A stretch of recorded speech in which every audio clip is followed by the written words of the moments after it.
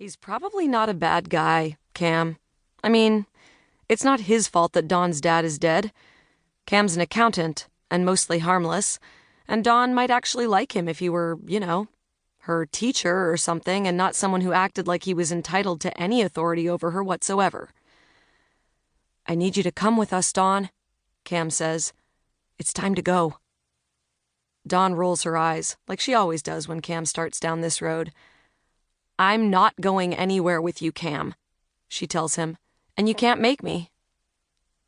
Cam stares at her, mouth opening and closing like whatever he rehearsed, it didn't get this far.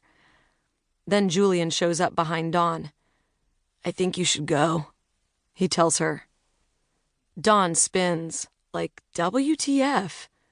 Julian shrugs. Cam's looking at Julian like he wants to punch him, but he won't. Julian's twice his size. Cam just nods instead, like, listen to the man. "Nobody wants the police involved, Dawn," he says. Cam has a point. Julian knows this. Dawn knows it too. If the police show up, they'll find Julian's stash of pills. They'll find Julian, and they'll find Dawn. Julian doesn't want any part of this, obviously, so Julian's turned traitor. Julian's practically shoving Dawn out the front door.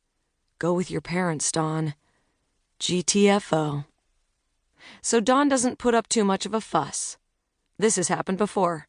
She's thinking Cam and Wendy will pile her into that minivan and just take her home like they always do. She's thinking this is just another bullshit power move by Cam to prove he's cut out to be her father, and she'll endure it for a couple of days on the absolute outside, and then she'll sneak off again and do what she wants. And this time she'll make sure Cam and Wendy can't find her. This is what Dawn is thinking. It's what she's expecting. But Dawn is wrong. Cam takes her to the airport. 5. There's no fucking way this is legal. In the airplane seat beside Dawn, Wendy says nothing. She hasn't said much the whole plane ride. Won't even answer Dawn's questions, like, why are we on a plane? Why isn't Cam coming? Why did you pack me a bag? She's trying so hard to look tough, Dawn can tell. Play the authority figure, the mean mom, but Wendy isn't cut out for that role. She's too nice. But she's trying to be tough, and it's clearly taking work. And watching her, it kind of breaks Dawn's heart a little bit. Like, whatever is happening, you made her do this. You made her this way. Dawn would never admit it, but maybe that's why she isn't putting up more of a fuss. Maybe that's why she didn't go batshit and scream kidnapping when Cam dropped them off at the airport. Because for whatever reason, she didn't. She put on the shorts Wendy fished out of her overnight bag, watched Cam hug Wendy goodbye and drive off, and then she followed her mom into the airport and onto the plane and stared out the window and waited to land. And now they're at the Seattle airport, and it's nighttime, and there's a guy standing at the baggage carousel holding a sign with Wendy's name on it. He's around 40, tanned, wearing a blue fleece jacket with the words, "Out of the Wild," on it. He shakes Wendy's hand. He doesn't shake Dawn's. "Come on," he says. "I'm parked in the lot."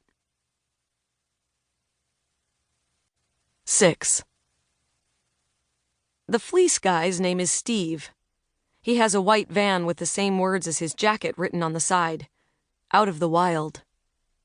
Steve throws Dawn's bag in the back of the van, then he turns back to Wendy. "This usually takes about 2 to 3 months, he tells her, "depending on the kid. You need a ride to your hotel?" Wendy shakes her head, says something about a shuttle bus. "Okay." Steve shakes her hand again. "We'll be in touch." Dawn's wondering if she's still high or just half asleep. Can't process what's happening. Then Wendy's hugging her, telling her she loves her. She can't look Dawn in the eyes. Then Wendy's walking away, and Steve's opening the passenger door of the van, and he's gesturing to Dawn to get in. "It's just you and me, kid," he tells Dawn. "Your mom ain't coming back." Dawn doesn't run. She thinks about running, but where would she go? She's in Seattle, for God's sake, and even her mom wants nothing to do with her. Anyway, Dawn's maybe a little...